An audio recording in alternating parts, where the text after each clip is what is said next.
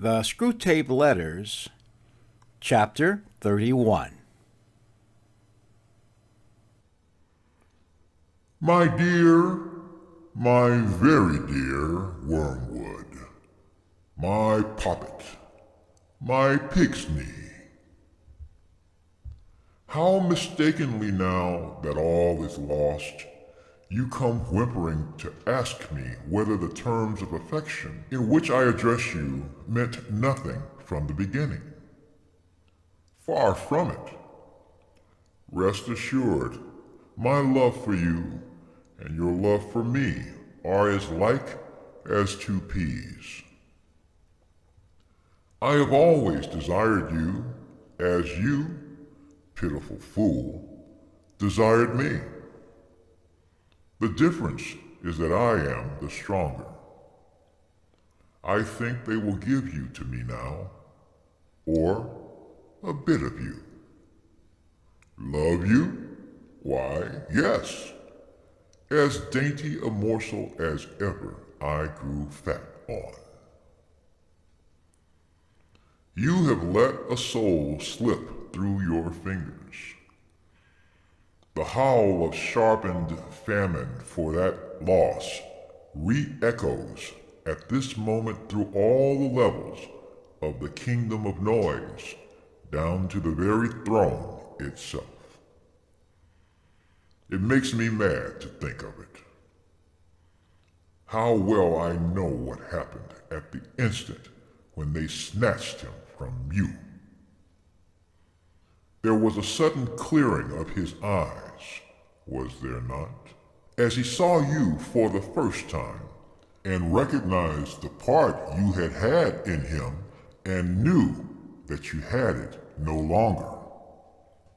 Just think, and let it be the beginning of your agony, what he felt at that moment, as if a scab had fallen from an old sore, as if he were emerging from a hideous, shell-like tetter, as if he shuffled off for good and all a defiled, wet, clinging garment. By hell, it is misery enough to see them in their mortal days taking off dirtied and uncomfortable clothes and splashing in hot water and giving little grunts of pleasure, stretching their eased limbs. What then of this final stripping, this complete cleansing? The more one thinks about it, the worse it becomes. He got through so easily. No gradual misgivings. No doctor's sentence. No nursing home. No operating theater. No false hopes of life. Sheer, instantaneous liberation. One moment it seemed to be all our world.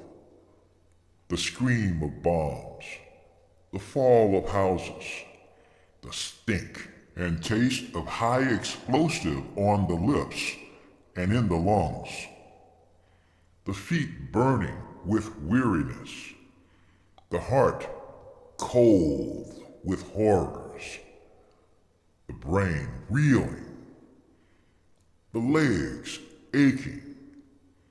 Next moment, all this was gone.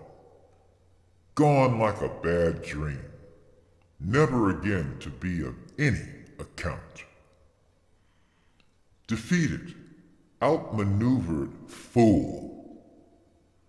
Did you mark how naturally, as if he'd been born for it, the earth-born vermin entered the new life?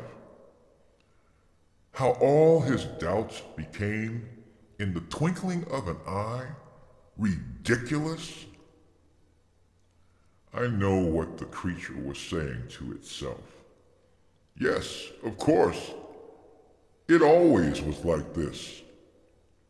All horrors have followed the same course, getting worse and worse and forcing you into a kind of bottleneck till at the very moment when you thought you must be crushed, behold, you were out of the narrows, and all was suddenly well. The extraction hurt more, and then the tooth was out. The dream became a nightmare, and then you woke. You die, and then you are beyond death. How could I ever have doubted it? As he saw you, he also saw them. I know how it was. You reeled back, dizzy and blinded, more hurt by them than he had ever been by bombs. The degradation of it, that this thing of earth and slime could stand upright and converse with spirits before whom you, a spirit, could only cower. Perhaps you had hoped that the awe and strangeness of it would dash his joy. But that is the cursed thing. The gods are strange to mortal eyes, and yet they are not strange. He had no faintest conception till the very hour of how they would look, and even doubted their existence.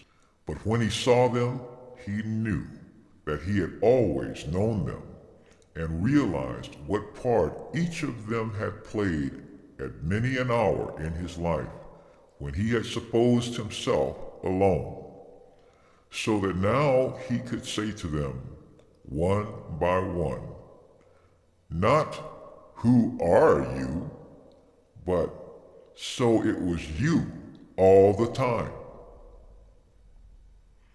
All that they were and said at this meeting woke memories. The dim consciousness of friends about him, which had haunted his solitudes from infancy, was now at last explained.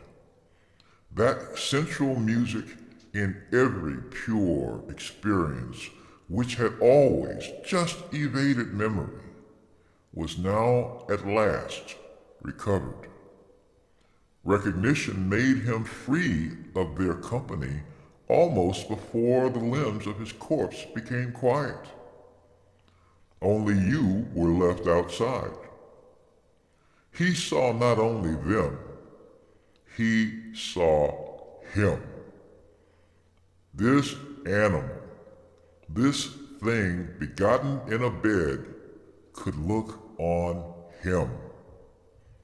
What is blinding, suffocating fire to you is now cool light to him, is clarity itself, and wears the form of a man.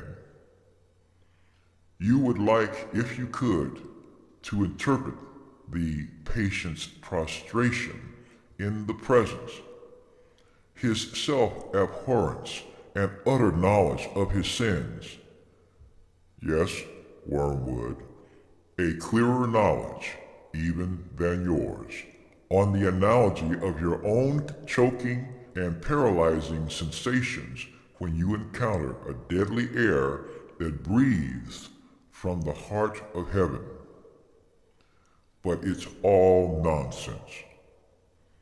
Pains he may still have to encounter, but they embrace those pains. They would not barter them for any earthly pleasure.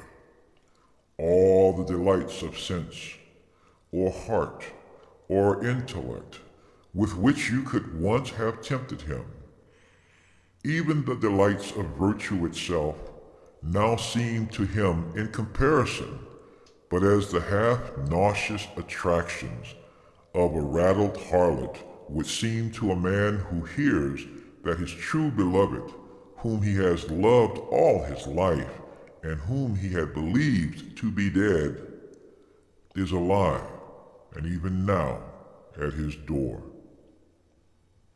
He is caught up into the world where pain and pleasure take on transfinite values, and all our arithmetic is dismayed.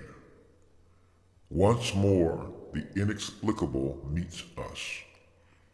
Next to the curse of useless tempters like yourself, the greatest curse upon us is the failure of our intelligence department. If only we could find out what he is really up to. Alas, alas, that knowledge in itself, so hateful and mawkish a thing, should yet be necessary for power. Sometimes I am almost in despair. All that sustains me is the conviction that our realism, our rejection in the face of all temptations, of all silly nonsense and claptrap, must win in the end. Meanwhile, I have you to settle with. Most truly do I sign myself, your increasingly and ravenously affectionate uncle, Screwtape.